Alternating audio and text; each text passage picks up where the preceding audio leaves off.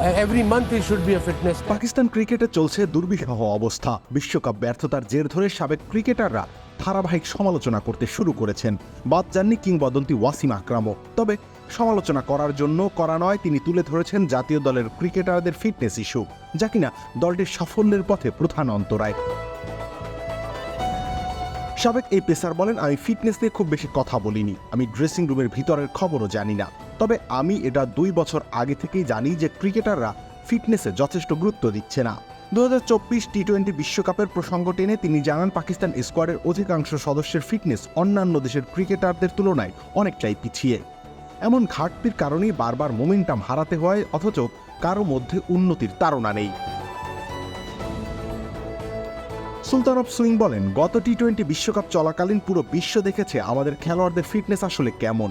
যদি আমি এখন খেলার মধ্যে থাকতাম তাহলে আমি অবশ্যই ফিটনেসের ব্যাপারে অনেক বেশি সচেতন থাকতাম, কেননা এটা এখন সাধারণ এবং গুরুত্বপূর্ণ বিষয়।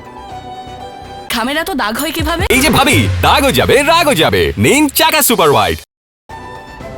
তিনি আরো যোগ করেন, আমাদের সময়ে যখন আমরা খেলতাম তখন ফিটনেসের কথা সবাই জানতও না, আমরা খুব বেশি জানতাম না, শুধু ইমরান খান বা জাভেদ মিয়াঁদাদের মতো সিনিয়র ক্রিকেটারদের অনুসরণ করতাম, তারা যা করত হুবহু তাই করতাম।